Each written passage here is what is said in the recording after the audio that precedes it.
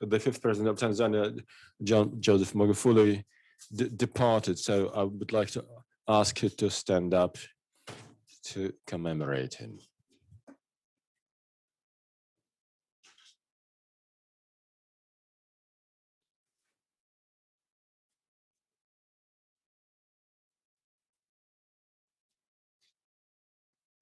Thank you. And now, very briefly, I would like to come to Mr. Magufuli. Was a great person. One of his greatest achievements was free education at school, for the entire secondary school. Now let's fast forward to our event. Let's start opening our plenary session.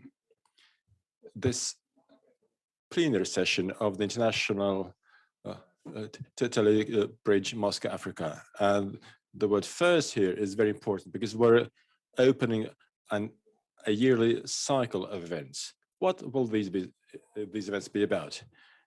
It's going to be an integrated analysis, a research of all opportunities that we have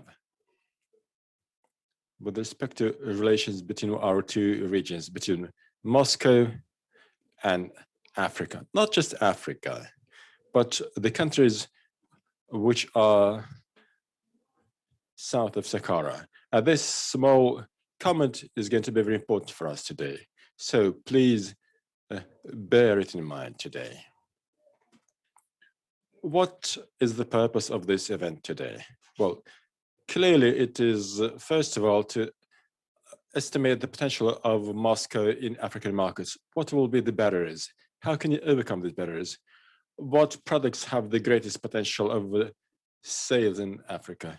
What is the difference between the Moscow producers from any other regional producers in Russia, etc., etc.? And what forms can our collaboration take place? And talking about collaboration, today's events will focus on industrial and investment collaboration between our two regions, between Moscow and Africa, or to be more precise, sub-Saharan Africa. Another important technical note.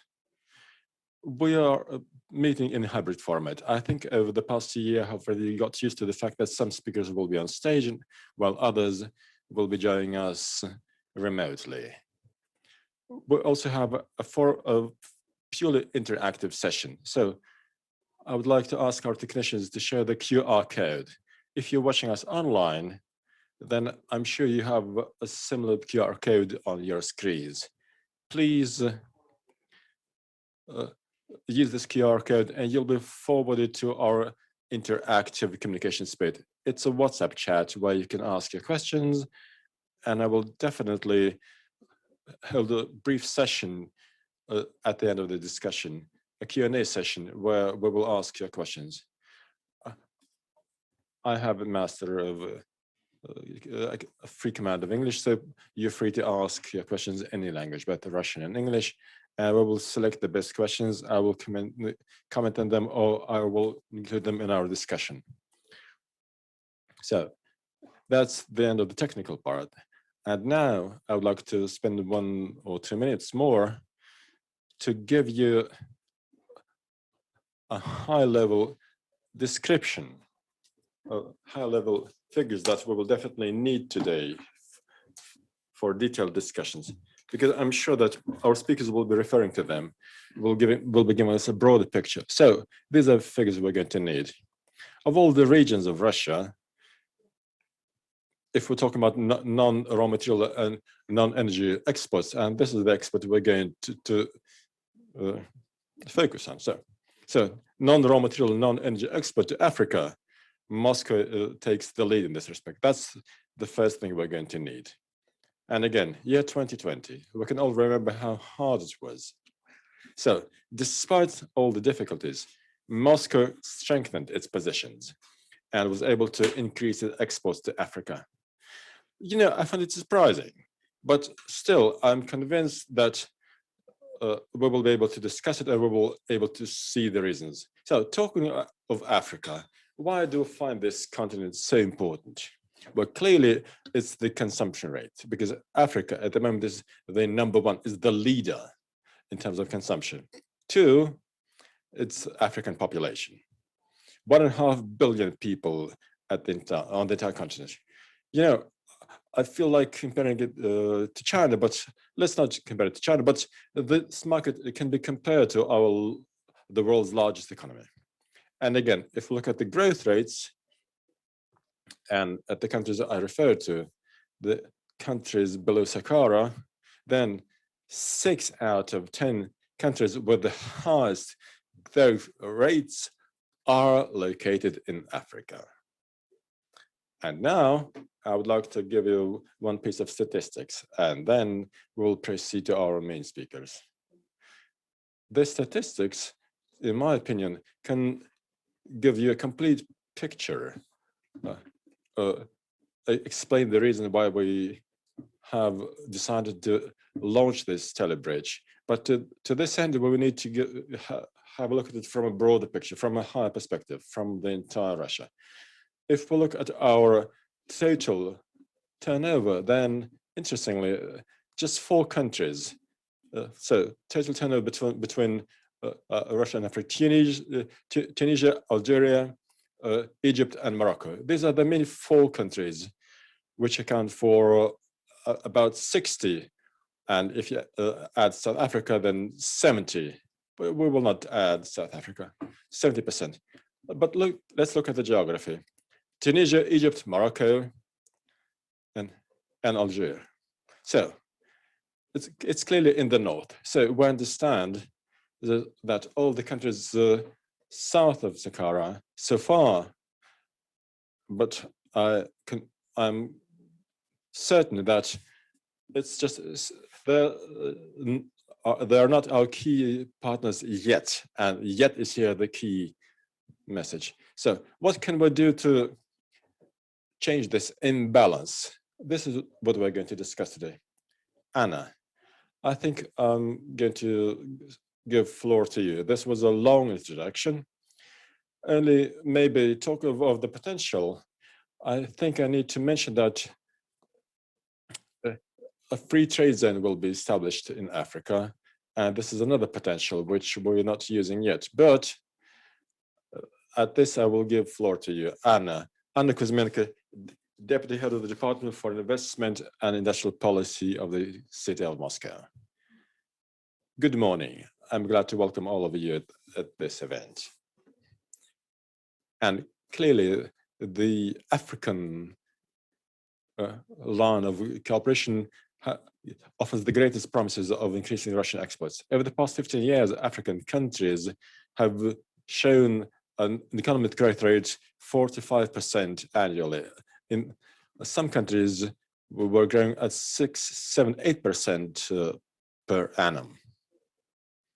This growth is ahead of many countries in the Asian region.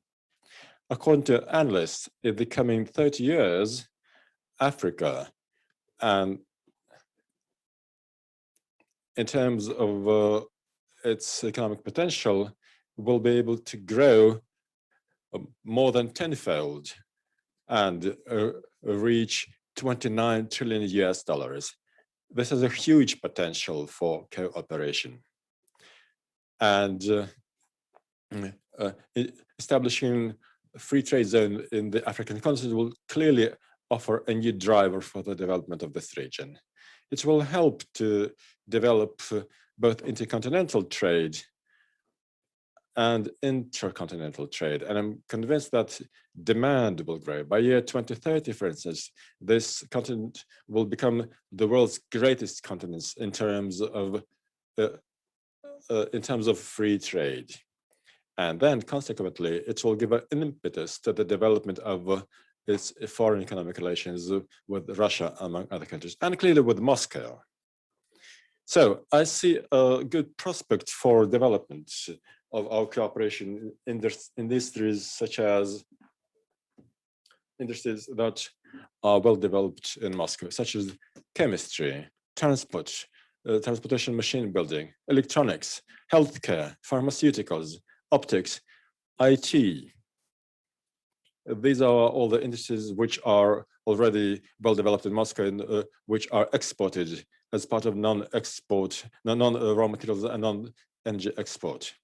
And in year 2020, our city increased its exports to Africa, and I'm sure that we will be watching a high rate growth of this export in the future.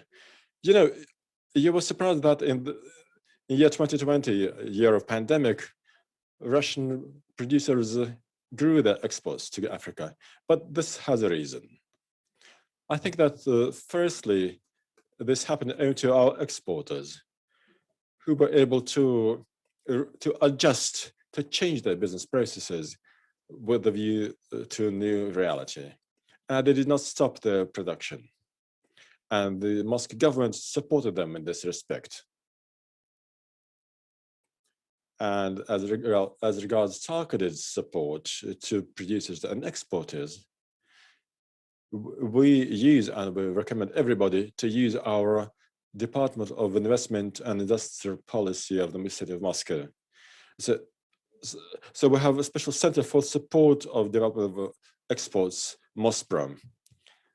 Our experts at the center offer a broad range of support measures, both to beginners, but also to those who have been working in exports for a long time. Starting from overcoming administrative barriers, all the way to supporting with establishing new client contacts, creating international cooperation links. And in this respect, we can conclude that international trade in Moscow is development multiplied by professional approach. And I can assure my international partners this will remain in the future as well. Thank you.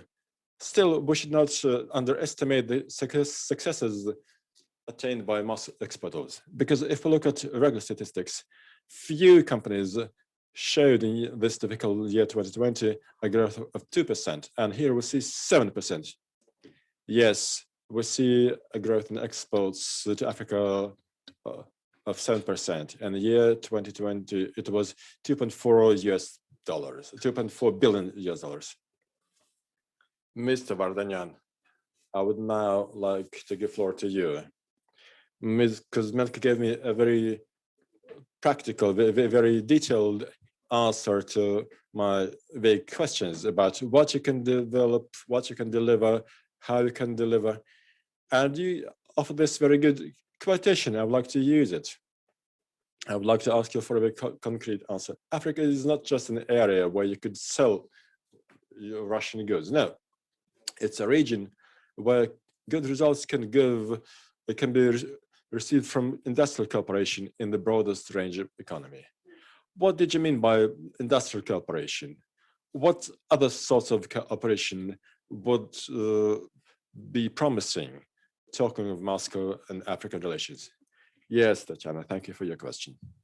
You know, first of all, I would like to greet everybody. Yes, this is indeed the first forum. And the message that the city offers, and we at the Moscow Chamber of Commerce and Industry would like to support this message, is that we would like to develop. We see a very good contact between the business community and the city administration in promoting our business and supporting our development in establishing good links between Russian and international partners. Now, as far as growth is concerned, our experts, our colleagues, our country committees have worked to show that the growth rates that Africa has demonstrated, the abundance of natural wealth that Africa has, the quantum leap that Africa has demonstrated in their growth, and the interest that our international competitors, or you may call them partners, show.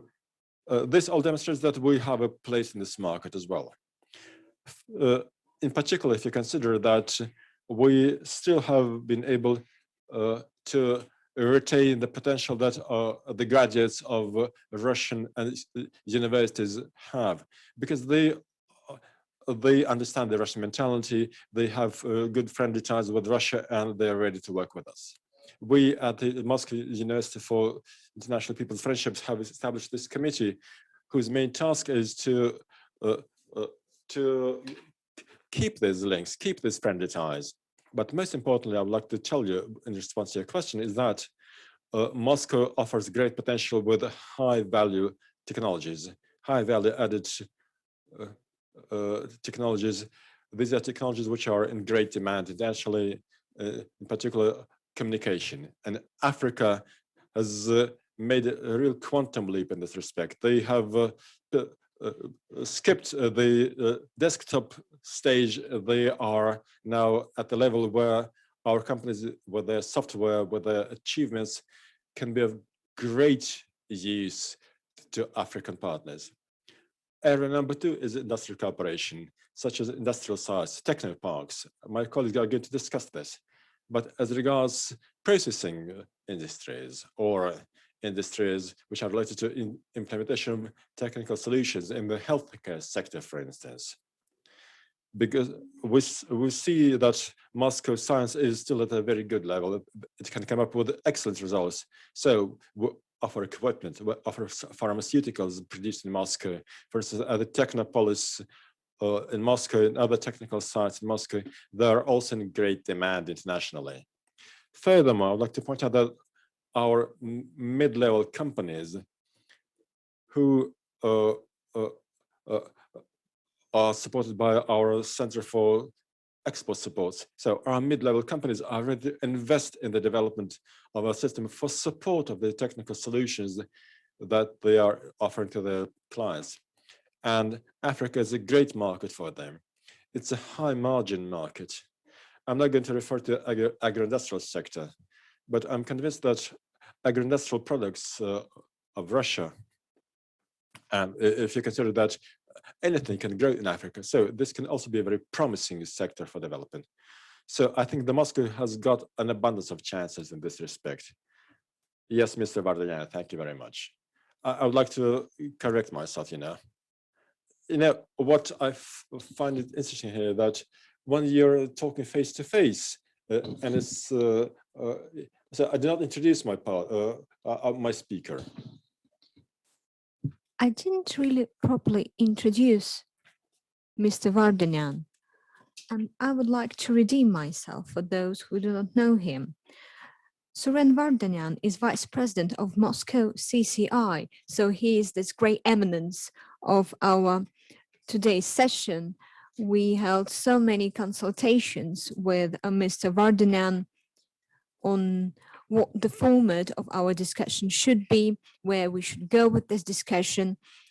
And these consultations were very helpful, very valuable to me, because I, as a moderator, always prepare pretty thoroughly for these events, and I didn't want anything to slip through the cracks.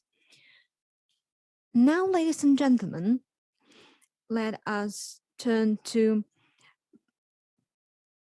Miss Stergomena Lawrence Tax. I really would love to see her on the screen in front of me. That would be very nice. Thank you. Excellency, hello. I've been watching closely the news of your community, Southern African Development Community. Ladies and gentlemen, Southern African Development Community is probably one of the most influential organizations on the continent. Dr. Tax, you say that industrialization is a top priority for your community, despite the COVID-19 pandemic, something that we haven't really talked about today. So why do you think industrialization is important, and what is its role in the relations between Russia and countries that are members of your community? Please, Your Excellency, you have the floor. Thank you very much, Madam Moderator. And let me begin by thanking you for according 1 minute of silence to the late President Magufuli, who is my president. I'm from the United Republic of Tanzania, but also the current outgoing chairperson of SADC. Indeed, we have lost a great leader as Tanzania, but also as SADC. Thank you very much for honoring him that 1 minute of silence. I believe that I have been accorded 15 minutes. And if that is the case, I'll use the 15 minutes. But if it is less than that, please let me know so that I can know how do I intervene. Madam Moderator, do I have the 15 minutes? I think yes, you do, ma'am. Okay, thank you. Thank you very much, Madam Moderator. Let me begin by thanking you for having SADC as part of this very important discussion. And my remark will focus on, yes, industrialization, but also potential investment opportunities and cooperation for companies in Southern Africa Development Community, which is SADC, and business in Moscow. As you may be aware, SADC is composed of 16 member states, which I'm not going to mention because they are known and they can be easily obtained from our website. And for us to understand why industrialization is key and what are the opportunities which are available in the Southern African region, let me begin by saying that the community means SADC established a free trade area in 2008. And all member states except Angola, whose offer is being discussed, and the DRC and Comoro, they participate in the SADC free trade area. Why is the free trade area very important for investors? It is important because it provides for an expanded market of a population of approximately 360 million people and a combined GDP of 694 billion US dollars. You can see it's a big market. But also, SADC is a member of COMESA, East African Community, and SADC, and also the African Continental Tripartite Free Trade Area. The Tripartite Free Trade Area provides a market, again, which is a combined market of a population of 625 million and a combined GDP of 1.3 trillion US dollars. On the other hand, the Continental Free Trade Area avails an expanded market of a combined population of 1.3 billion and a GDP of 3.4 trillion US dollars. So if you invest in SADC, in our initiatives to industrialize, you get a free access in terms of duty-free access to these big integrated markets. That is where I wanted to start from.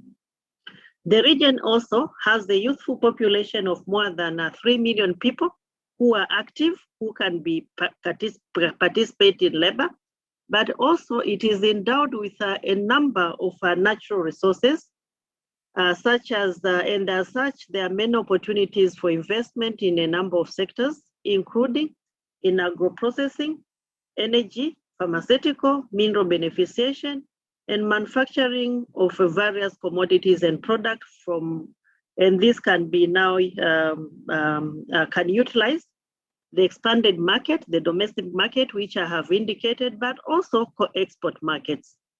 To facilitate the uptake of these opportunities, SADC adopted the industrialization strategy. This is the industrialization agenda which we are pushing using the industrialization strategy and roadmap of 2015-2063.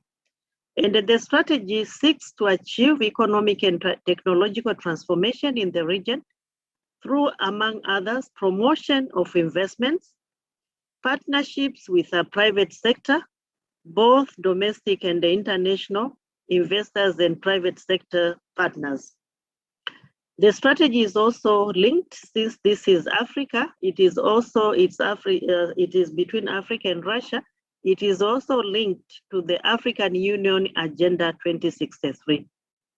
The strategy has 3 pillars, namely industrialization as a champion of economic and technological transformation, competitiveness to move from comparative advantage to competitive advantage, and regional integration as geography as the context of industrial development and economic prosperity. Well, this may be seen to be technical words, but they are not technical words, because if you want to champion economic and technological transformation, you cannot do this alone. You need to partner, and hence Moscow and the SADC is where it comes in. But also, if you need to enhance competitiveness, again, there are a number of areas which you can work on together, which also provides economic opportunities, including in the infrastructure sector, including in energy.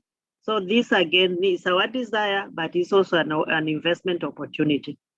Regional integration comes in, and hence the integrated markets, which I have just explained. So we do this in the context of regional integration.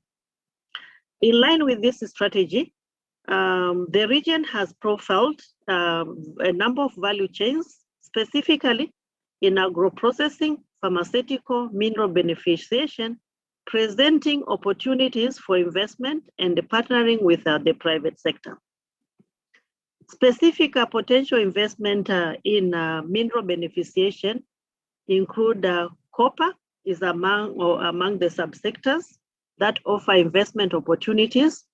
Where there are reserves and a limited production in copper, investment in this area can be maximized, and they can maximize the utilization of copper feedstock in the region, taking advantage of the existing significant market for value-added copper products such as copper wires, tubes, and the cables, just to mention a few.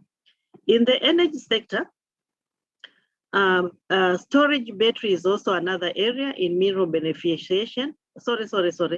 Energy storage and battery is also another area of mineral beneficiation. And the SADC region is the home of about 50% of the world's reserve of cobalt, which accounts for about 60% of the lithium-ion battery weight. The current demand for renewable and electric vehicle offer considerable advantage to the region, which remains untapped. While the region, SADC region might not be in a position to produce end-use product in terms of energy storage and batteries, opportunities exist in the production of battery components and the other key inputs in this value chain.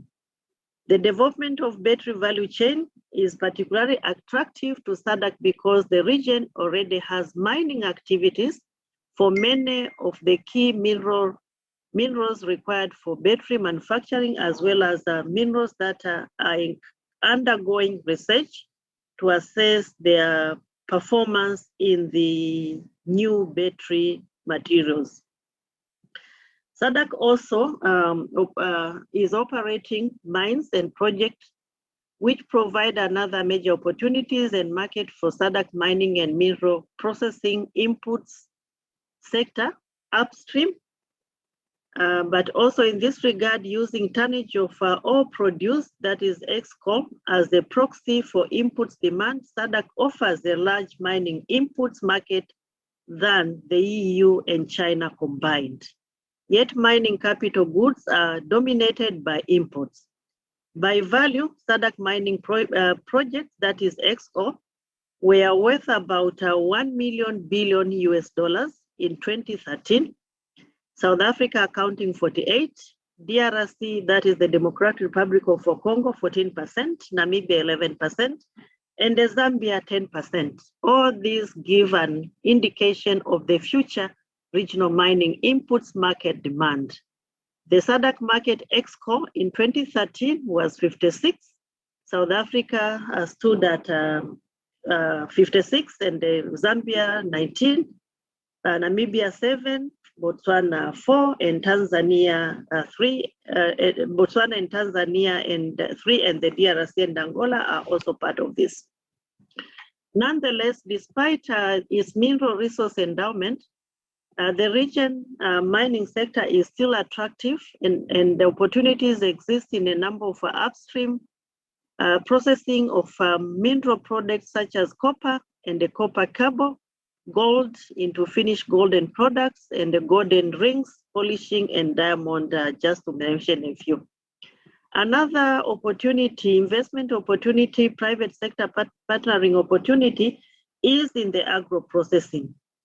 Currently, it is very evident that SADC region is heavily relying on imports worth billions of dollars from outside the region for various raw material which the region could potentially produce.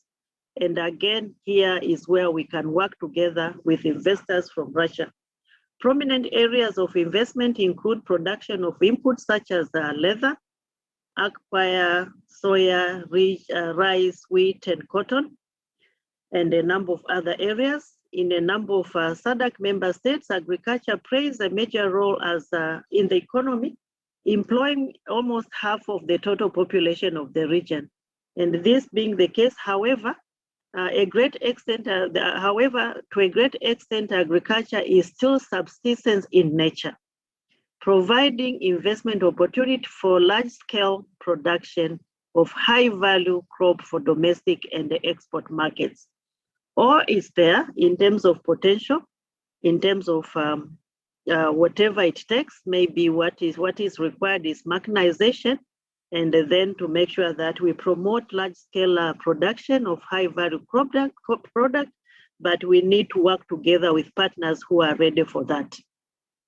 Opportunities in the pharmaceutical, which I also indicated is one of the areas which have been profiled, include manufacturing of malaria drugs, manufacturing of malaria diagnostic tests, medicine for TB, medicine for vaccination of medicine and vaccination for vaccines rather for COVID-19, ARVs and other drugs. So that is in the pharmaceutical also there's a big potential, and that is where is part of our industrialization drive as one of the value chains which has been profiled.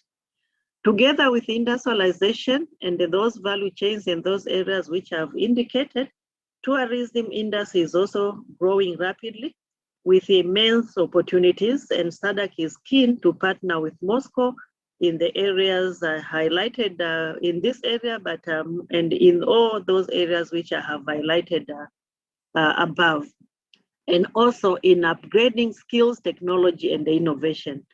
I say this is one of the pillars. Technological transformation is one of our desire.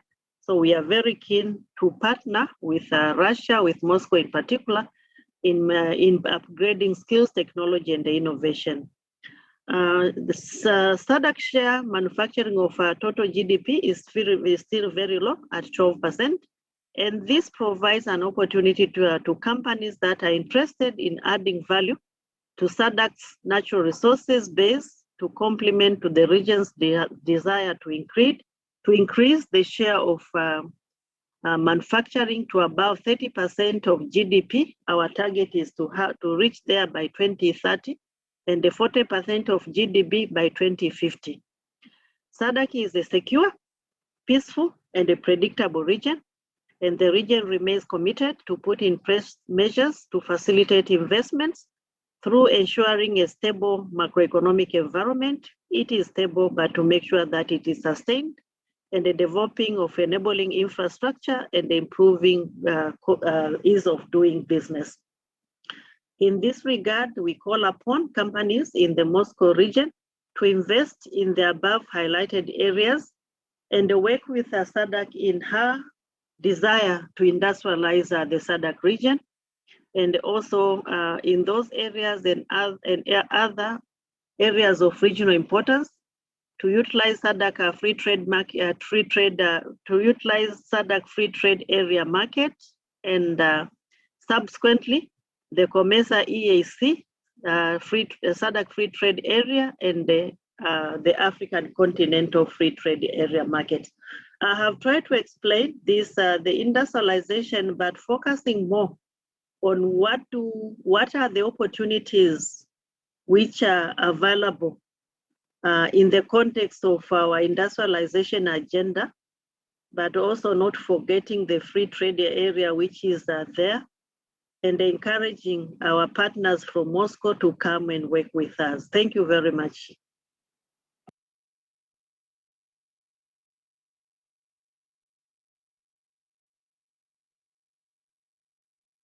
Thank you so much, Madam. It was Her Excellency Dr. Stergomena Lauren Tax, Executive Secretary of Southern African Development Community. And now, ladies and gentlemen, I'm happy to give the floor to Sergei Nosov.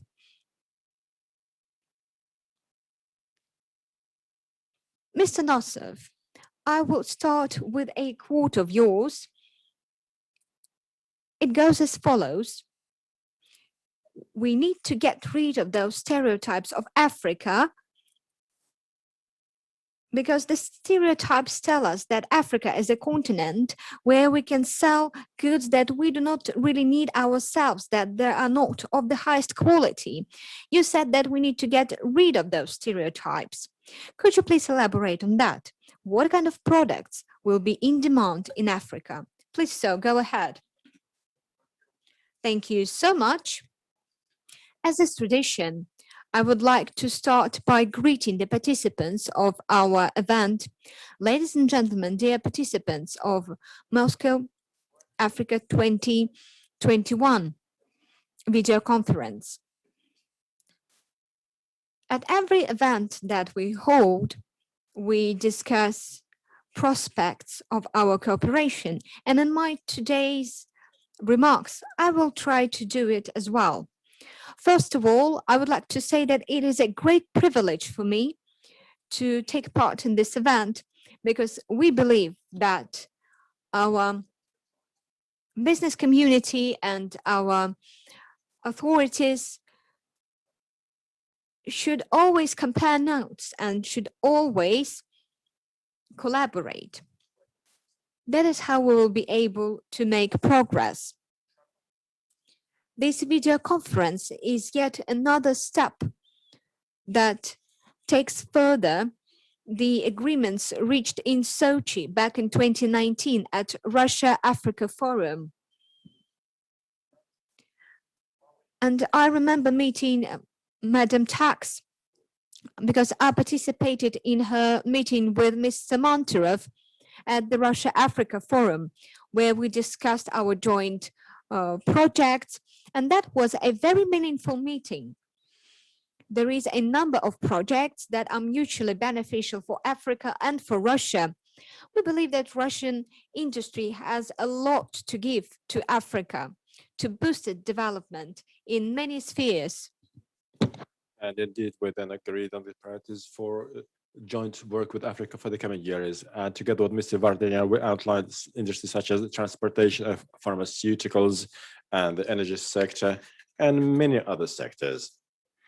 Yes, we're talking here not just about delivering Russian products to Africa. No, it's a long-term collaboration because there are stereotypes with respect to Africa. Indeed, some people believe that you can simply offer your product, sell them, get your money and run away. No, in fact, what we're talking about here is long-term projects which definitely provide for post-sales maintenance of our equipment, but also support in training experts in Africa, highly skilled labor in Africa. Sometimes it's even about localizing production in Africa and technology transfer. So definitely what we're talking here about is joint technologies and growing joint competences. Back then in Sochi, we identified a number of areas, and ever since the world has changed a lot, as we all know.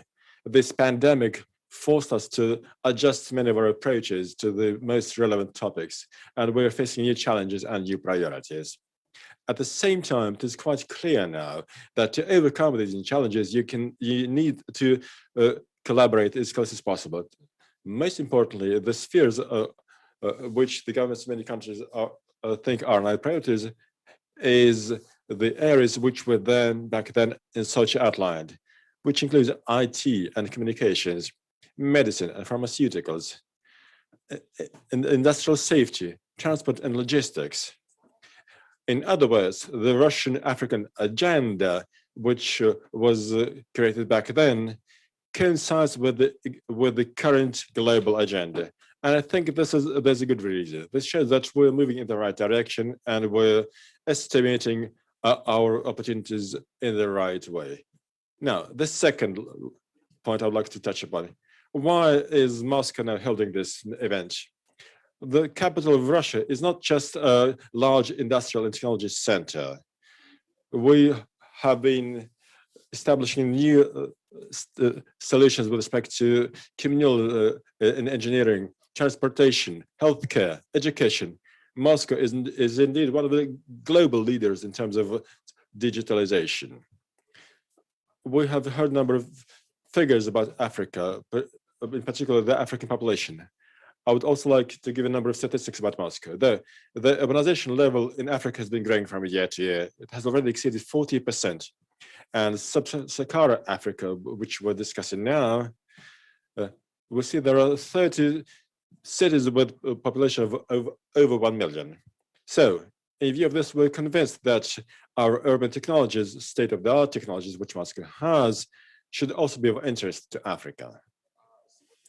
So I know that our Moscow companies will tell you later on about their proposals to their African partners. So, dear friends, we will definitely be happy to tell more about Moscow to our African friends and to be able to launch new promising projects together. And we clearly expect our African partners to support the candidacy of Moscow for the right to hold the Universal Expo in year 2030.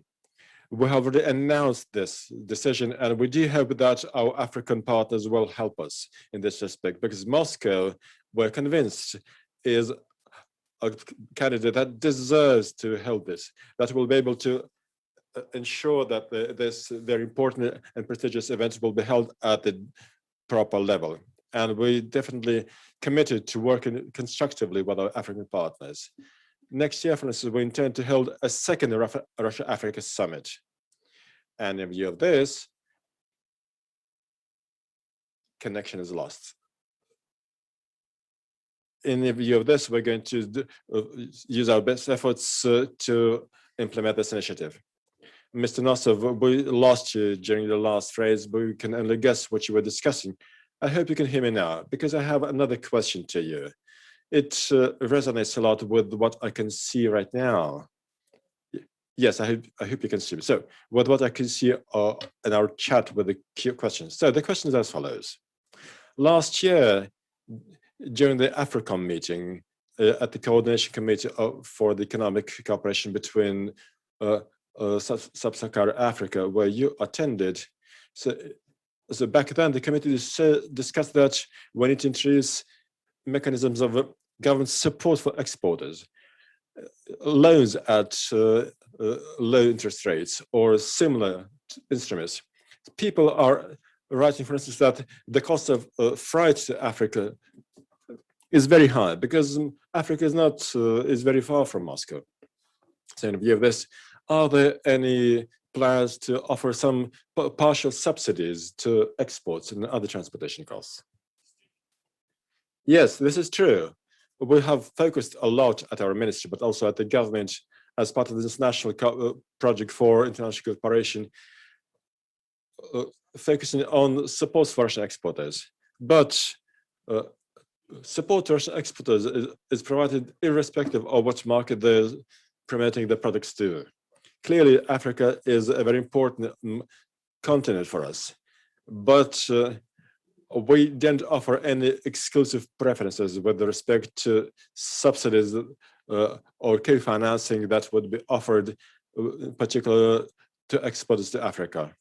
But then again, since we do our best to adapt our approaches to our African partners, we do have special mechanisms. For instance, we have discussed on many occasions this large-scale international institution, the African Export-Import Bank. Russia joined the Afrexim Bank several years ago, and now we can engage Afrexim Bank to co-finance joint projects.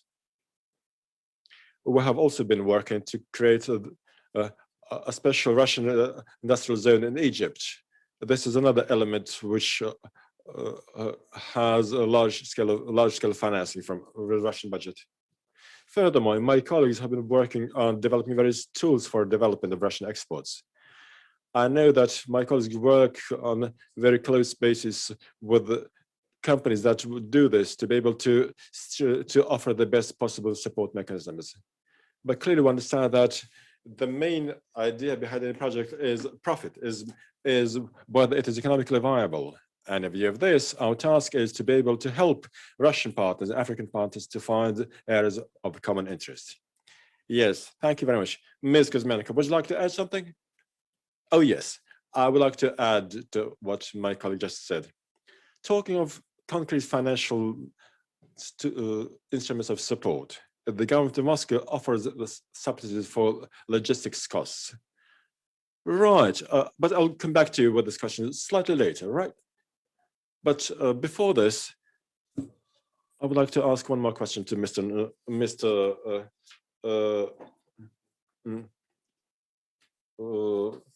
Morozov. But I would like to remind you that previously listening to the Director of the Department for Cooperation with Asia, Africa, and Latin America from Ministry of Industry and Trade of Russian Federation, Sergei Nosov. And now I would like to give floor to Igor Morozov, Senator of the Russian Federation, member of the Committee for Economic Policy and Chair of AFRICOM.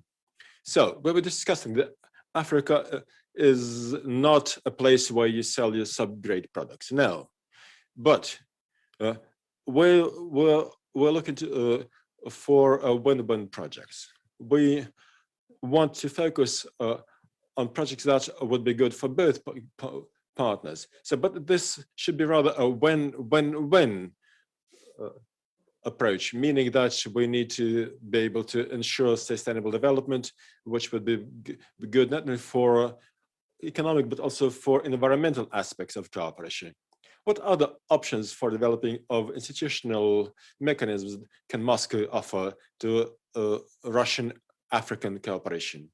Again, I'd like to refer to AFRICOM. You attended that meeting and you mentioned that you were going to organize the work of the committee based on the industrial approaches. And at that time, you outlined 3 areas: industry, agriculture, and what other subcommittees. Have these subcommittees been established? How have you been doing in this respect? Yes, thank you. Dear friends, well, unlike you, my friends, I'm not in Moscow, I'm in St. Petersburg, because the Council of the Federation is a chamber that unites the regions of Russia. And for the past 2 days, our committee has been working quite actively to discuss high-tech business in St. Petersburg. Yesterday, for instance, we launched a new company of Almaz and Tay concern. And we were simply stunned by the line of products, high technology medical equipment that Almaz and Tay began to produce, has begun to produce in the past 5 years. So this is medical equipment of the 21st century. So I'm deeply convinced that the products of this kind, that achievements of this level, that this equipment is something that Africa would need, because Africa has made a huge progress in the 30 years of its development. And clearly Africa wants Russia to offer, most of all, its high-tech products in industries such as IT, healthcare, agriculture. But as regards regional economies in any entity of the Russian Federation, we can offer high-tech products. So I'm deeply convinced that we must do our best to build a two-way road from Russia to Africa and from Africa to Russia in the coming years. This is why when Mr. Nosov, as head of the key department of the Ministry of Industry and Trade of Russia, told us that that the Ministry of Trade and Industry and Trade supports at the government level Russian exports to Africa. Yes, I agree. This is indeed so. But what we can see today is that Africa is facing high competition from our competitors along other lines. We can see this from our Chinese friends. European Union, and the USA, India are very active. They have all been increasing the rate of their presence. We're happy that Moscow has been able in the year of pandemic to increase its exports to Africa. But we must realize that the overall statistics has been going down, and we need to now to use our best efforts that in addition to a Russian strategy, global companies, Russian medium business, small business should also be able to come to Africa. And to this end, Ms. Morozova, Ms. Kuzmenko, we need to do our best not only to work on a pinpoint basis with large Russian companies, but also offer a systemic platform to be able to make affordable loans by a Russian Exim Bank and the Russian Export Center, so that Russian insurance companies, in particular the XR, can offer advantageous interest rates, which should be totally different from what we can see today. Furthermore, the Russian system of export support should be able to offer good terms and conditions. So this should be a priority, in particular in Africa, because competition for the African market has been growing at a huge pace, and it's now a geopolitical challenge for us.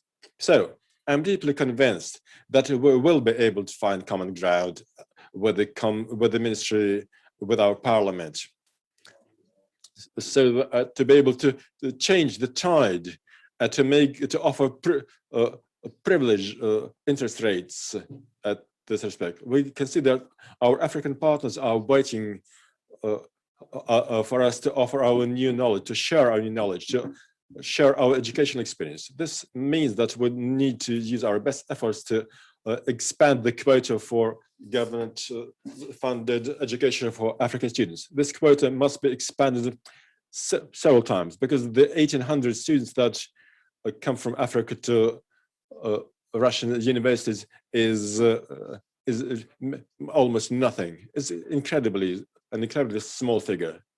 So we need to do our best efforts so that the operator of the Russian education project, Rossотрудничество, should expand this quota several times in coordination with the Ministry of Science and Ministry of Education.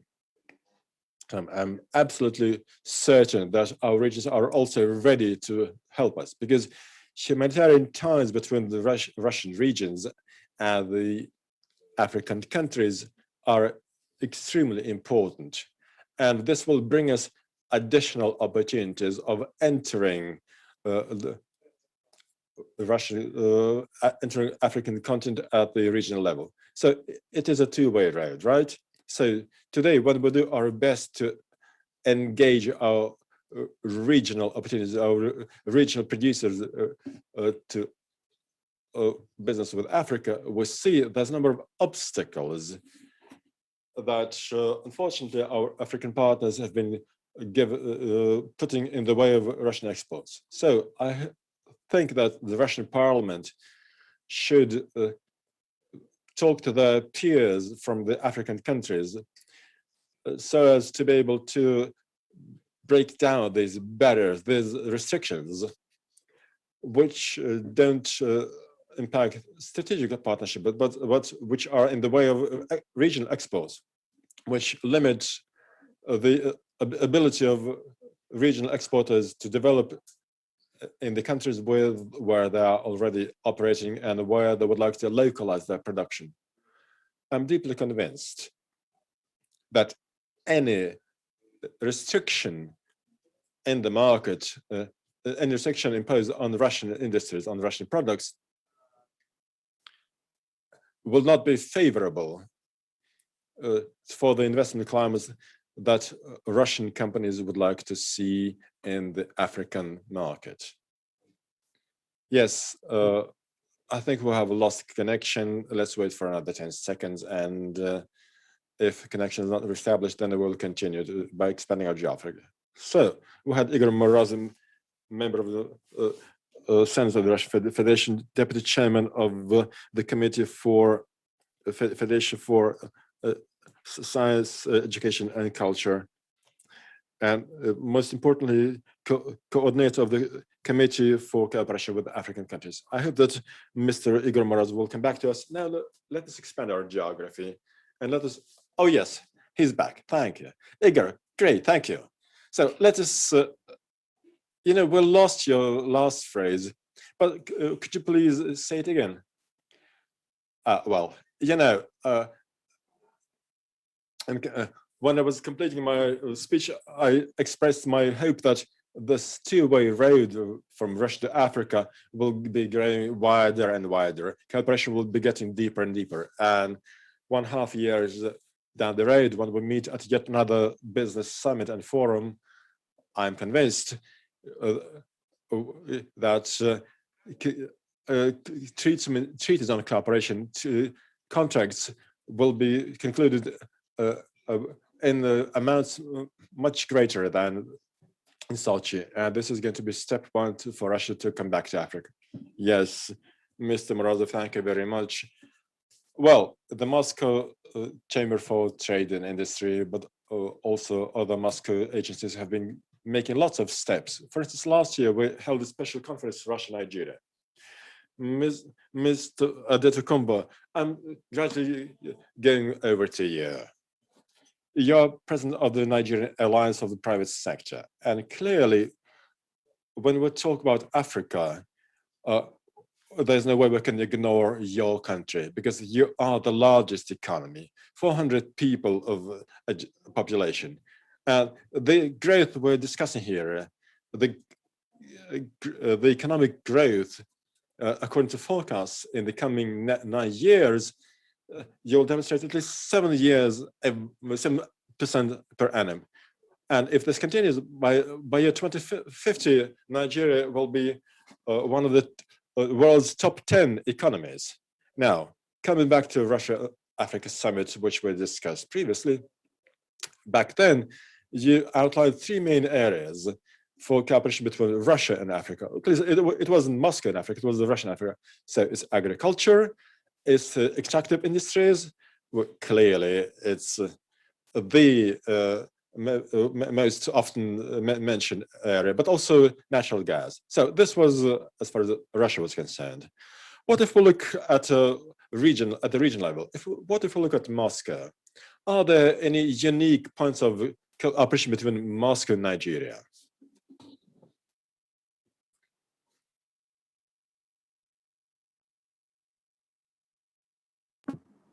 Thank you very much. First of all, I'm very pleased to be here to make just a short presentation on the opportunities that exist between the Moscow area and Nigeria. You recall that about 2 years ago, I was in Moscow. I was at the Moscow Chamber of Commerce. Then I was president of Abuja Chamber, and we actually have an MOU with the Moscow Chamber. So we've always felt that it's very important for us to emphasize the opportunities, the opportunities for partnerships that exist between Nigeria, especially, and the Moscow region. So that's why we follow that up. And I think I've in the past 3 years or so, I've been in Russia 3 times, and they've always contacted our friends, Mr. Serene, Mr. Constantine, to continue to emphasize the importance of this relationship. But we are going to my presentation, which is opportunities for partnership on special economic zones development in Nigeria.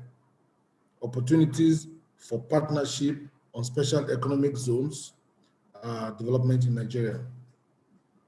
From 2018 thereabouts, the Nigerian government has given special attention to the development of special economic zones through various actions and policies. For many countries, especially the less developed, the less industrialized economies of the world, special economic zones have been adopted as an important tool for industrial and economic development.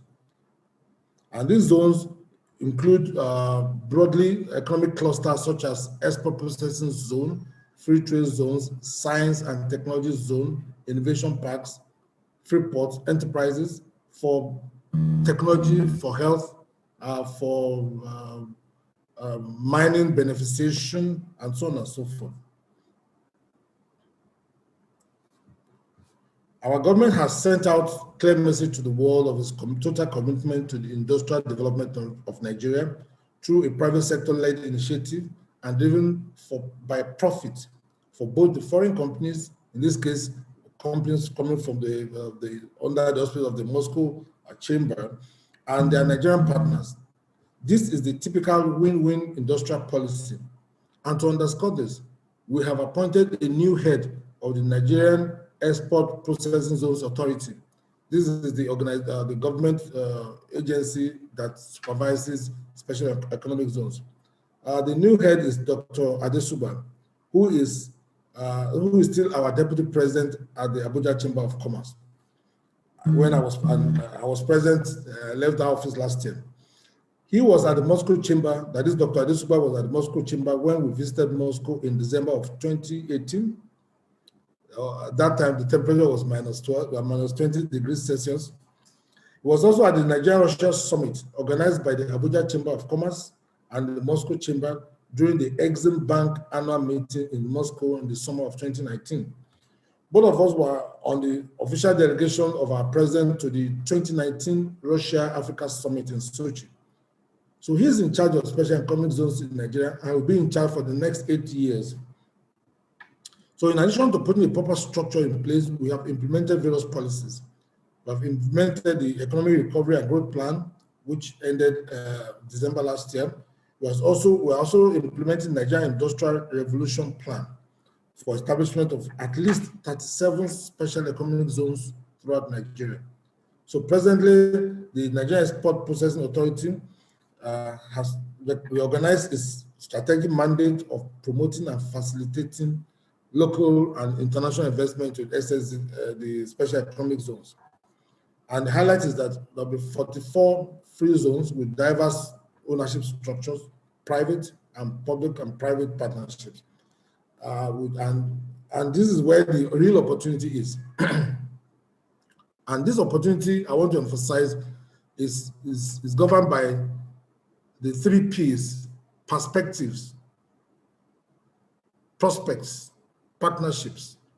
The previous speakers have talked about the perspective about Russia and Africa, the perspective of Africa. And they've also talked about the prospects. And I can tell you today, with the African Continental Free Trade Agreement, we have 53 countries signed on with population of 1.3 billion, and then the total GDP of about $3.4 trillion. That is as of today. But this is expected to escalate positively going forward into the future. In Nigeria, we have had about $20 billion investment in the special economic zones up to date. Russia is, and Moscow is not involved. They are not engaged. They are not seizing this opportunity. And this is the other perspective, the issue of understanding the opportunities that exist in Africa, that exist in Nigeria.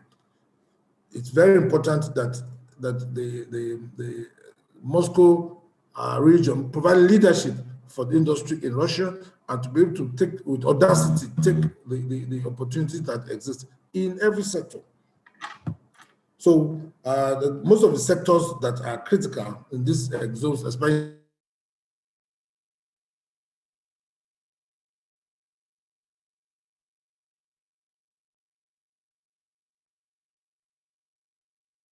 in Nigeria app, and these are agriculture. Unfortunately, we are having some Industrial technical production in metal, difficulties. plastic. Let us wait for Can you 30 hear, seconds, or I think can you hear we me? are back. Can you hear me? Can you Okay. hear me? Yes, we can hear you now, but please, would you repeat your last sentence, because we lost it, unfortunately, due to some technical difficulties. Yes, I understand that. I apologize. Now, I said that the key economic sectors for these special economic zones are in agriculture and livestock production, processing, packaging, industrial production, industrial manufacturing in metal, plastic, and wood, mining, including mining equipment and technical services. And this is so very critical. Nigeria is so well endowed with a lot of economically viable minerals, but they are not being mined because of METs, mining equipment and technical services. We know that you have access to this equipment, and Africa does not really need brand new modern machines. We need workable, functional machines which we can use, and we can work as partners so that both the Moscow empowered companies that comes to Africa, that comes to Nigeria, gain. Everybody gains, and this is very important. The same thing with technology and innovation. Health, you can see, for instance, look at the leadership role you played in the build-up towards getting the vaccines for the pandemic, for the COVID. But Russia you're not present in Africa. It should be in Nigeria. As manufacturing in Russia, it should be manufacturing in Nigeria. 206 million people as of 2020, and that's roughly about a fifth of Africa.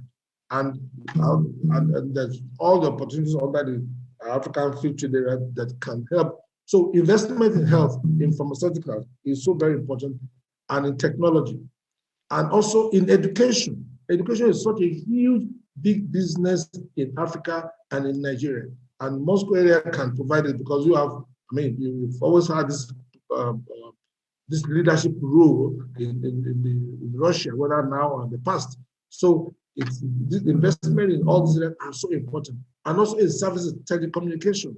It's so critical, and there are huge opportunities for us to work together.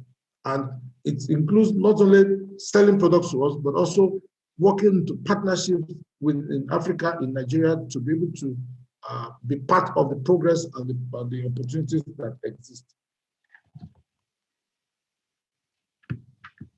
So, and of course, there are challenges which are common challenges. Issue of government bureaucracy.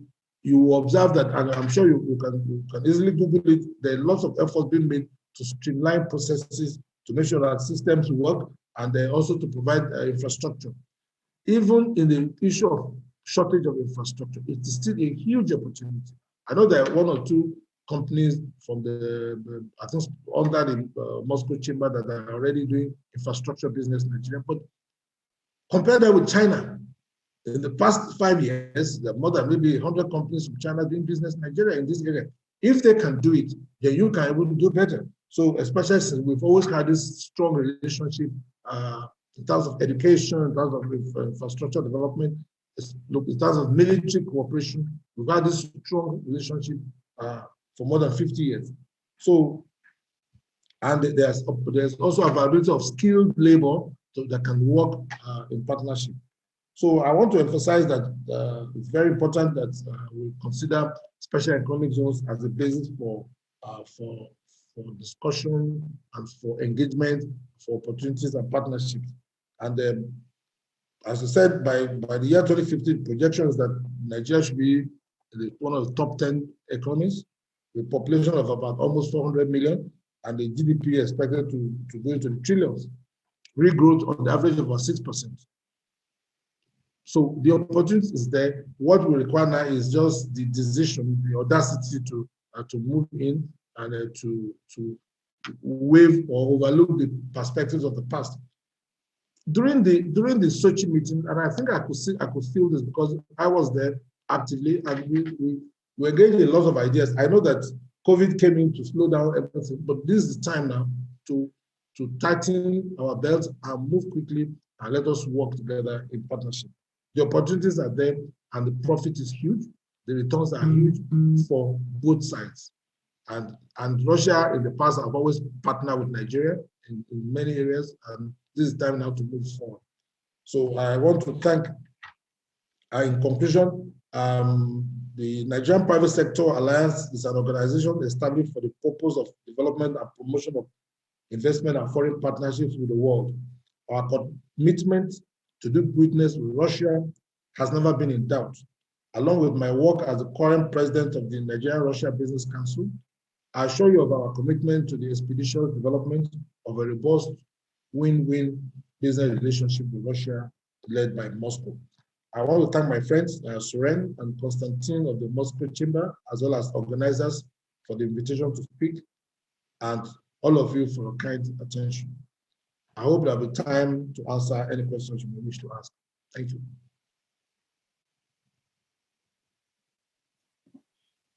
Thank you so much, Mr. Prince Kayode Adekunbo, President of the Nigerian Alliance of Private Sector. If you allow me, I would like to diverge a little bit, because in parallel to our discussion, I'm reading our chat box, and that is absolutely fantastic, because there are so many topical questions. That is one thing, but what is even more important is that people actually communicate in this chat box, looking for partners. Some are basically on the verge of signing contracts, which is absolutely absolutely marvelous. I'm getting one notification after another. People are working in this chat, partnering, cooperating. Let us now talk about supporting exporters, support measures designed by the Moscow government. I've already spoke about this figure, 17% of non-commodity exports, that is Moscow's share. Let me please quote President Putin. I believe he said it at the Russia-Africa Forum. He said that Africa is the continent of opportunity. Speaking about Moscow, is Africa a continent of opportunities for Moscow? And what kind of opportunities are we talking about here? And just one last comment from me. It seems to me that it is very important to closely follow the situation. What kind of contracts are being signed? You have a program for buyers, if I'm not mistaken. So could you please elaborate on that and on other measures that you've designed to support exporters? Thank you so much, Madam Moderator. A lot of questions. I'll try to answer all of them. I agree with our president. It goes without saying that Africa is a continent of opportunity. And for us, cooperating with Africa is one of our top priorities when it comes to our non-commodity export.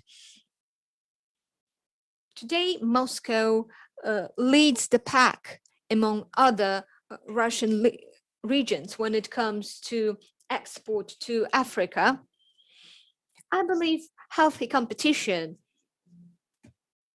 is always a tool that enables us to progress. And that is why Russian regions compete to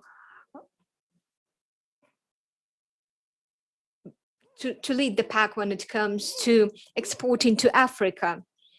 And it is true that our export growth amounted to 7%. We grew by 7%. We are speaking about some agricultural goods. Our total export was $2.4 billion. Speaking about industrial export, it amounts to $1.4 billion. If we speak about agricultural goods, it is $900 million. Moscow's share in non-commodity export to Africa is actually 22%. And in 2020, Algeria, Egypt, Nigeria, Sudan, and Morocco were among top countries buying from Russia. One of the reasons why we witnessed this non-commodity, non-energy export growth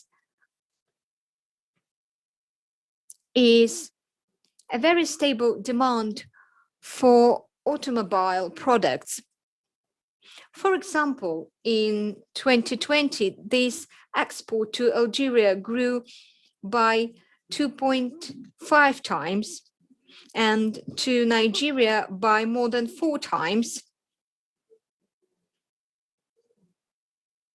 This is some serious progress that I hope we can build on.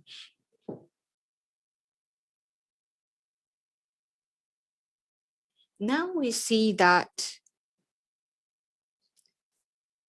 pharmaceutical companies account for a very large share of overall export to Africa.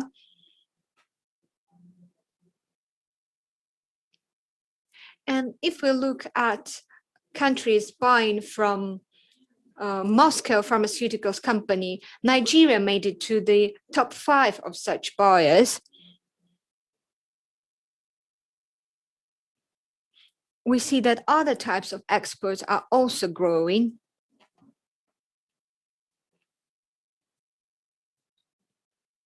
Egypt, Nigeria, Sudan, Morocco, Tanzania, and Kenya were among main importing countries.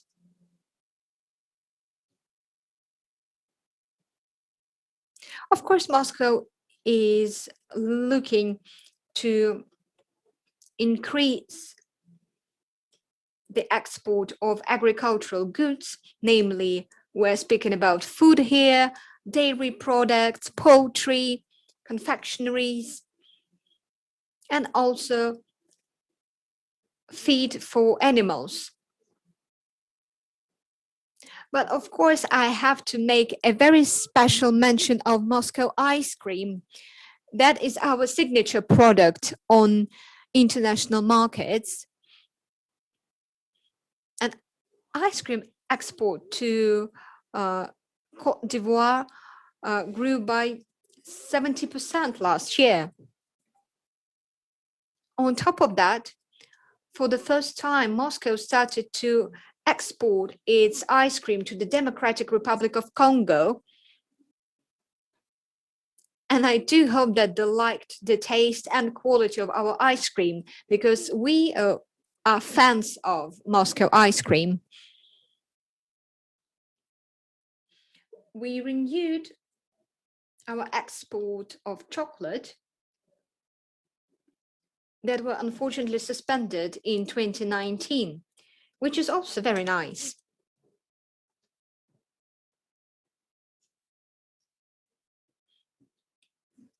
I'm very happy that our today's event serves as a platform where we can have this detailed, meaningful discussion of various export products that Moscow exports to Africa. For instance, we can discuss exports of pharmaceuticals and chemical products as part of the roundtables that we're going to have after this session. So, what can I say? At the moment, African countries are going through an active development phase. They have been entering more and more the international trade, international cooperation. They have been increasing their GDP, carrying out reforms aimed at developing their economies. This all offers us a hope that we can expand our cooperation along all the lines. So today, our Center for Support and Development of Exports, MOSPROM, it's holding this excellent telebridge, Moscow, Africa, focused on industrial cooperation between Moscow and Africa. And this is an excellent opportunity to hold an open dialogue with our African partners to identify the potential of Moscow-based national companies to find out prospects for possible cooperation. Now, I'd like to point out that MOSPROM, the Center for Support, works with proven companies, and we check these companies on both ends of this cooperation link. On one hand, we check foreign partners. On the other hand, any company that applies to Mosprom goes through serious investigation procedures to identify whether it is ready to export to a particular country, particular market. So any step to international markets, any participation of any company takes into account individual details of the exporter and of the company on the other hand, on the other end. And this buying program, which you have mentioned, is there to support Moscow-based companies to identify their counterparts, to hold negotiations with potential buyers abroad, and to help Moscow-based companies to participate in international shows and business missions. Last year, for instance, our center held 20 events, 20 business missions.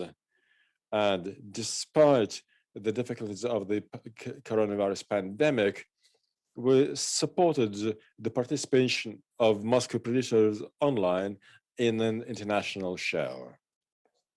The events that were held last year were attended by more than 130 Moscow-based producers.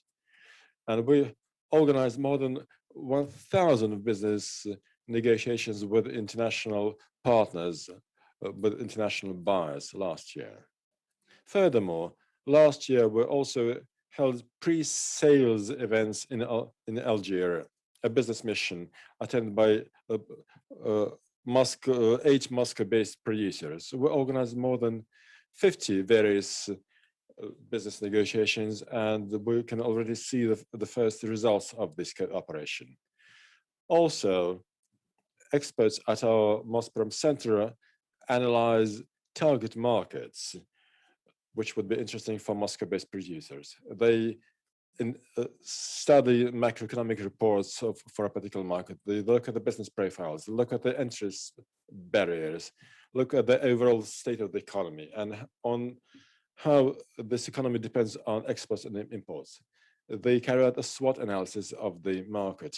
And then after this comprehensive analysis, the experts hold individual pinpoint analytics for a particular producer.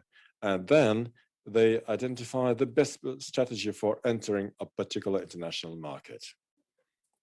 Now, all these measures ensure a good quality support for Moscow-based exporters, but also they ensure that their international foreign partners would get what they expect to receive from Moscow.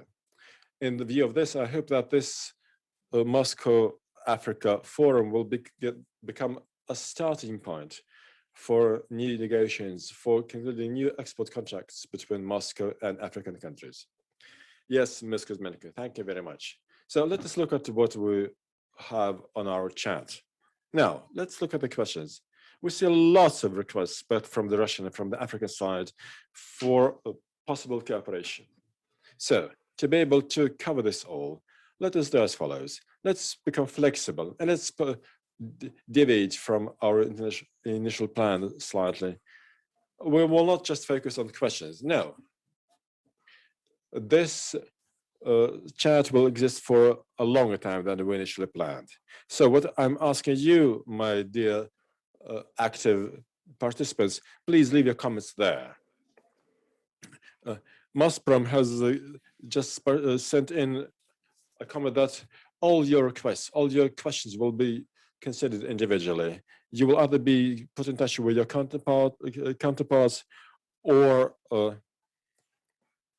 will be supported in other ways. So most importantly, please don't forget to leave your contacts, because I see that some of the people asking questions do give their contacts, others don't. But furthermore, Mr. Nosov from the Department of Asia, Africa, and Latin America has raised a hand on the chat. What does that mean? Yes, thank you. I wanted to make a brief comment on Ms. Kuzmenko's speech. Yes, with your permission. Yes, please. You have the floor. Yes, the deliveries of vehicles to North Africa, to Algeria, It's a unique story. It's a unique project where we deliver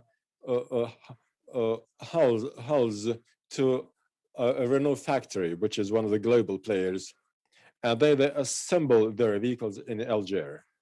So this operation is just a good example which we tell quite often to our partners, because this we see here a very good opportunity to be able to become one of the links in this global chain of machine building, of vehicle building industry. I think this initiative can be very well continued in the African continent. Now, a number of other examples. We are present, for instance, in South Africa. We helped to assemble railway technology there. We also have a special business of extracting manganese in South Africa, or diamonds in Angola, extracting industries in Sierra Leone, gold is extracted in Burkina Faso and Guinea. So there are lots of cooperation ties. There's great room for development. Yes, Mr. Nosov, I think you have got great intuition, because I wanted to start discussing very concrete examples, and you have given a very good list of these examples. So I think I will focus on one particular example of cooperation between Moscow and Africa. So now, Mr. Korolev, I would like to proceed to you. I've seen your excellent video on your website. So talking about figures, I wanted to mention figure 26. In your video, you said that you have worked with worked at Bacor for 26 years, but there's another figure. The figure is 16. So you export your products to 16 countries. Do I understand you correctly?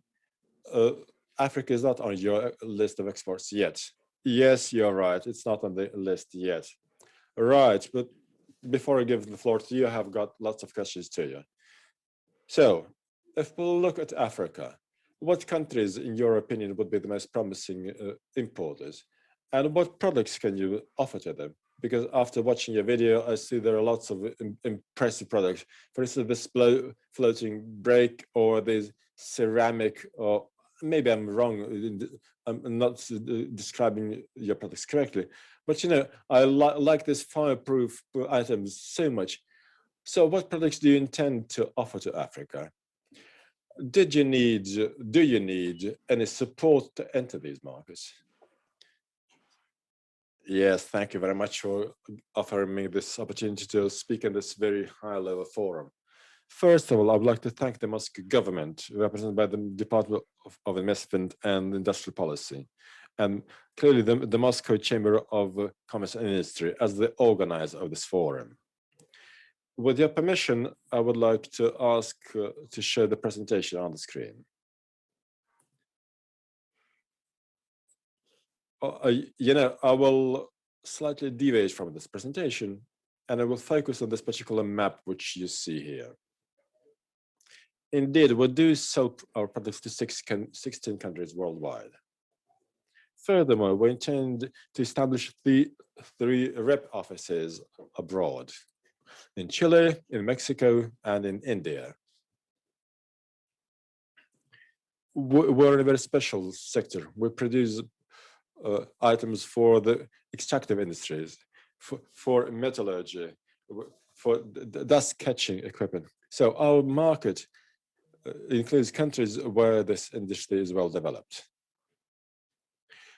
So even the representative offices which we're going to establish will not be established as simple sales offices. No, we want to develop them into full-scale representations that will provide a full range of services, starting from industrial tests or research, and with a special focus on technical services, on maintenance of our products. Because we're convinced that without services of this kind, no equipment will be able to work properly in any market. Now, if we come back to the map, if we look at the map closely, then we will see There's a whole region where we don't sell anything. Yes, this is the region, right? Yes, this is the region. This is Africa. And so a question begs itself. Why? Because the previous speakers have mentioned, as Her Excellency Ms. Tak said, Africa is rich in natural resources, in mineral resources. Africa has more than 80% of the global resource of tantalum and chromium, more than 30% of global copper deposits. Now, the question arises, why don't we work there? And to me, there are 4 reasons for this. Reason number 1 is the fact that we don't have any information about this global market. We do not know what is special about this market. So what are the requirements to the products that we can offer? Or we don't even have an idea about the traditions in their markets. 2, we don't see any feedback from the African continent, while we have been getting requests from other continents. And I must say that unfortunately, as regards the African countries, we haven't received any requests or seen any interest. 3, I think there is some sort of misconception that we will not be able to offer competitive services. Quite often, investors coming to a certain country brings investments, also certain commitments to buy certain equipment from these countries, right? And 4, last but not least, there's this widespread opinion that Russian companies would not be able to offer either competitive prices or good quality products at these prices. Now, and while the first 2 reasons we can cope with together with the Moscow government, we have already begun tackling them. And the Stella Bridge is a good example of this initiative, of these steps in this area. A business mission was established, organized for us to Rwanda in 2019. So we have made some steps in this respect. Or as far as financial aspects are concerned, I didn't expect any problems there either, because both the private sector has got certain means, but also the government can offer certain measures of support. For instance, the Russian Export Center that can cover these requirements for our potential partners, both in the African continent, but also the requirements of the Russian private sector. But as regards the price, now, what I can say here is that, well, we as an individual company, but I'm sure that other companies in Moscow would also be happy to make competitive quotes, but also to back these quotes by a range of services, which include not only just buy and sell, no, all the pre-sale services, laboratory research, testing, design, engineering, production, support, commissioning, but most importantly, maintenance and service of the equipment, which includes establishing regional rep offices and warehouses, which would contain spare parts and materials locally. Furthermore, we will clearly offer training to local personnel. We have a special quick response center. I think it's the world's only center where we see all our equipment on monitors online on a 24/7 basis. And we're ready to offer technical and other types of support to our partners. Most importantly, we're open, we're ready to consider various options of localizing our production to create some form of collaboration with the local producers. So I think that the statements which you have heard today on many occasions, good quality product at a competitive price. So this must become our slogan, must become a basis for our long-term partnership with our potential partners in Africa. Yes, yes, Mr. Korolev, thank you very much. Yes, what you're telling is a win-win approach. You don't just sell your products. No, you think what is behind this. how to cover all the requirements of your partners at the other side. I would like to remind you that we will talk to Mr. Korolev, Deputy CEO for Innovation and Development of the Research Center Bakur. Mr. Korolev, I have invited you to the chat, or maybe could you please cascade this contact to some of your employees? But you know, the chat is already overwhelmed with requests, but still people would like to establish contacts so as to be able to discuss cooperation. Yes, thank you, but I expect that your Center for Support will help us. Right, I'm not expecting any problems. I think this chat will continue to exist for a long time. So let us wish this chat a very long and prosperous and fruitful life. All right. Now let us have another look at our map. Let us expand our geography one more time. Let us invite Mr. Ngozwana. I would like to see Mr. Ngozwana on the monitor because yes, perfect, we can see you. Mr. Ngozwana, good morning. We have talked about operation lot. We have mentioned pharmaceuticals on medications, pharmaceuticals and healthcare. They are our priorities. So a number of figures before we begin.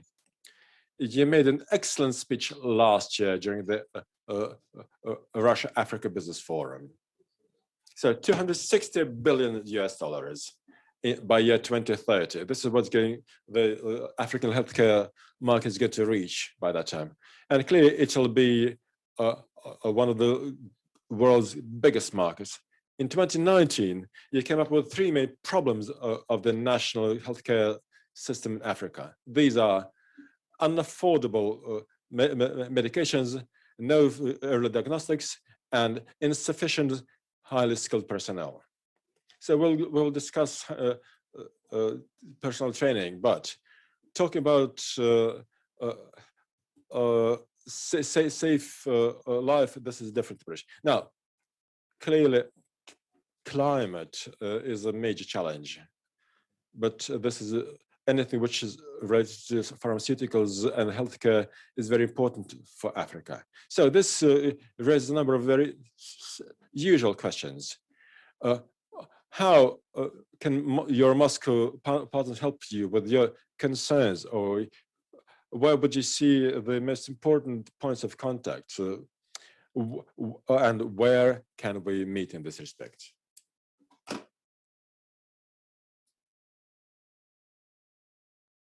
Sorry, your microphone is off. Hello, can you hear me? Ah, perfect. Yes, we can. I think first of all, I'd like to thank the organizers for the privilege of obviously participating in this very important forum. I think before I answer your question, maybe just to preface it by saying, I think we are all aware that there's a significant opportunity in the African healthcare space. We've spoken about the population size, we've spoken about the rapidly improving business environment, economic environment, affordability. But on the back of that, you also have some significant headwinds that are really pushing this opportunity. So you are now seeing, an increase in non-communicable diseases. Africa has always been seen through the lens of, HIV, TB, malaria, and neglected tropical diseases. But we know there's an explosion of cancer, there's an explosion of cardiovascular diseases, there's an explosion of, other chronic illnesses. So the opportunity is there and it's growing every day. Where do you see opportunities and prospects for collaboration? I think you have to look at it historically.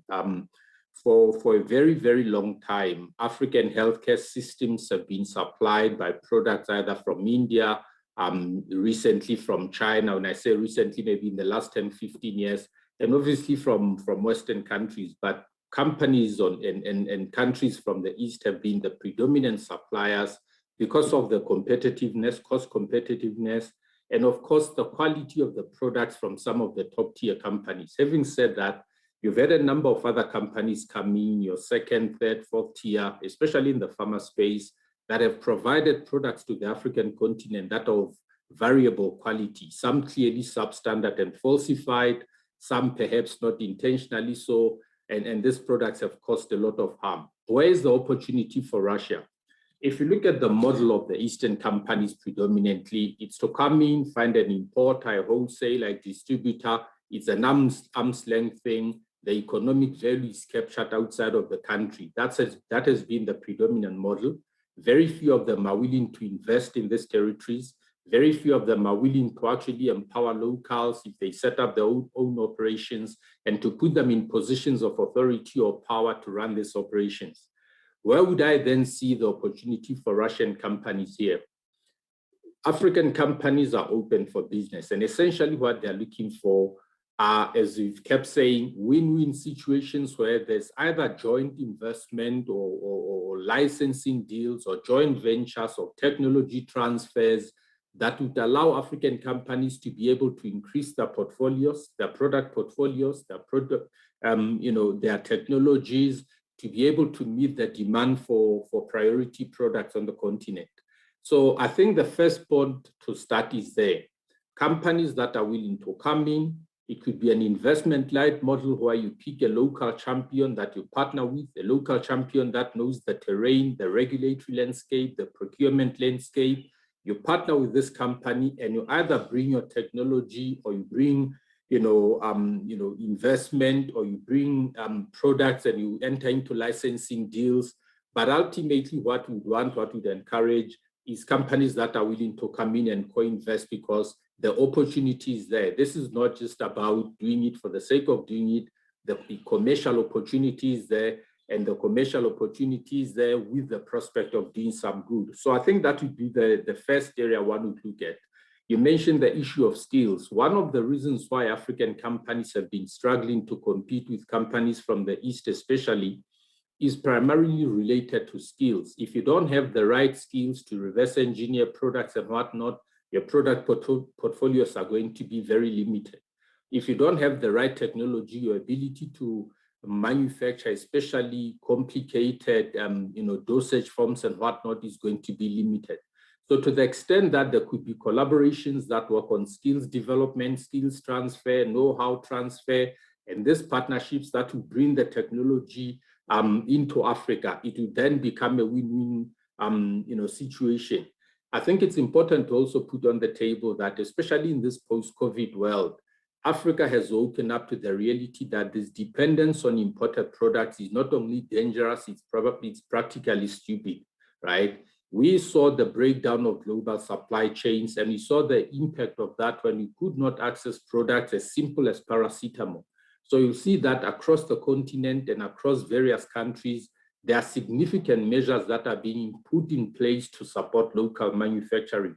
And that opens up opportunities then for companies that are really interested in win-win situations to say, let me come in, find a reasonable local partner, work with them to build their capacity, their capability, increase product portfolios, because if you manufacture locally, there will be preferences for what you manufacture and supply into the market.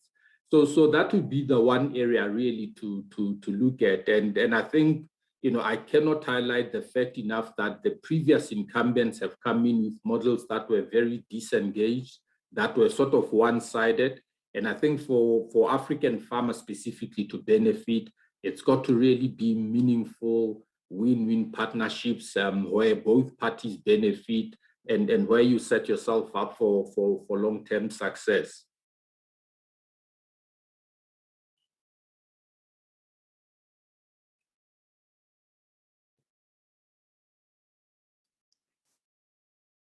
Thank you so much, Mr. Skhumbuzo Ngwazvana, President of Cara Health, a pharmaceutical company. Ladies and gentlemen, we now have 13 minutes until the end of our session, and we have 3 questions to discuss. And my first question goes to Mr. Nosov. Mr. Nosov, could you please speak a little bit more about challenges that Russian exporters might face when they work with companies from Central Africa? Please, sir, the floor is yours. Thank you so much for your question. Indeed, entering a new market always presents a challenge. Now, against the backdrop of COVID-19, unfortunately, we have problems with flights, and now it is a tall order to get to your partners to sign a contract, not to mention the real operational activities. There are higher risks. It is harder now to find reliable partners. Unfortunately, we do not yet have trade missions that we can work with in the Central Africa, but we can help our companies to get in touch with Russian embassies in Central Africa, who will be, of course, happy to help.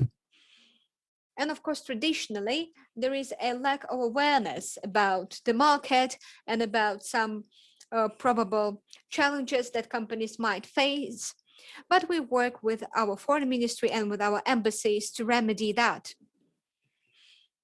I think my second question will go to you as well, Mr. Nosov, but I will kindly ask other colleagues to chip in and to answer this question as well. Mr. Nosov, you mentioned an industrial zone in Egypt. The question is how this zone in Egypt can help Russian exporters that are localized, that are based here in Moscow. Yes, let me elaborate on that. This project of having Russian industrial zone near the Suez Channel is something that we have been working on for quite some time. You can go to the website of the Ministry of Trade and Industry to have more information on this zone. But the whole idea is as follows. Our country will invest in port infrastructure. Apart from being a port, this zone will enjoy some preferences because it is situated in the special economic zone. Plus, we are currently discussing a bilateral free trade agreement with Egypt. And all of these factors together will help our exporters to cut the cost of entering the Egyptian market and the African market in broader terms.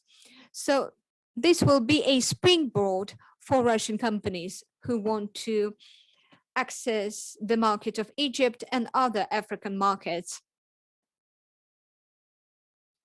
You know, it is probably the first time in my life when I see such a direct question. But the question is as follows, and the question is for me, by the way.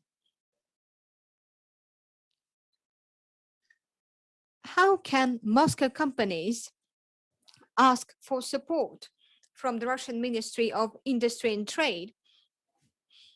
And please, colleagues, correct me if I'm wrong, but I believe your one-stop shop is the website of the Ministry for Trade and Industry. And I will kindly ask people from the Ministry of Trade and Industry to send contact information into the chat box.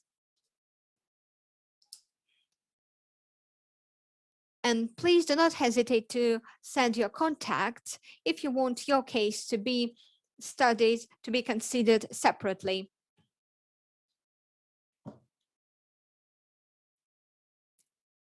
I think I had one more question, but since we have so many messages in the chat, I'll try to remember it myself because I cannot find it.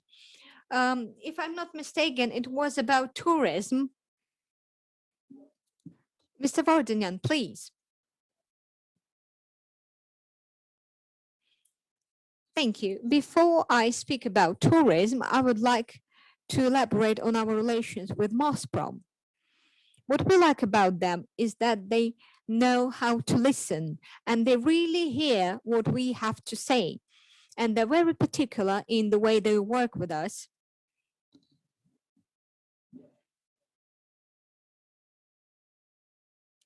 And our joint projects were not about gathering as many people as we possibly could, but it was all about having this very specific selection of companies who really stand a chance in some particular markets. For example, let me take Algeria as an example. We selected those companies who we believed would be successful in the Algerian market. And that is the way we work. When we organize a trade mission to whatever country, we select companies that have real prospects in this particular market.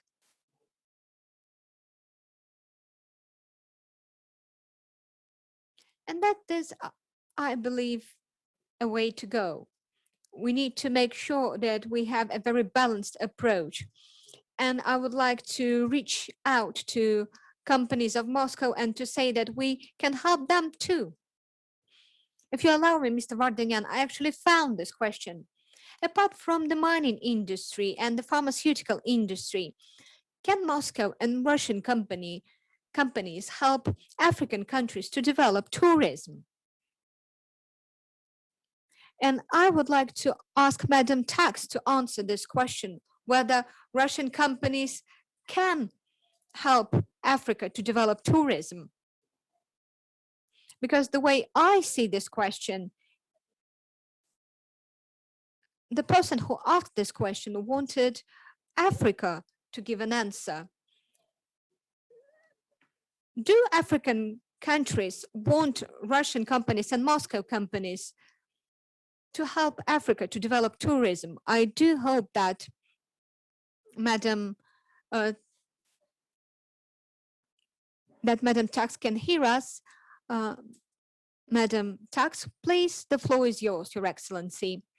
How can Moscow companies help Africa to develop tourism?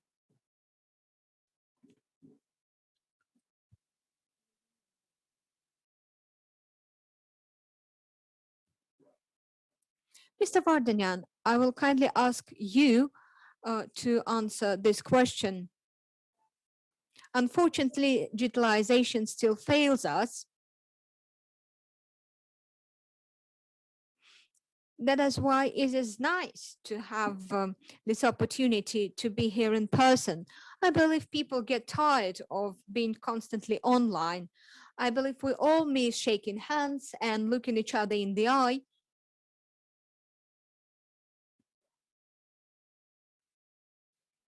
Speaking about export of tourism, it is all about communicating in person. I believe tourism is all about wanting to understand culture of other countries. So speaking about tourism,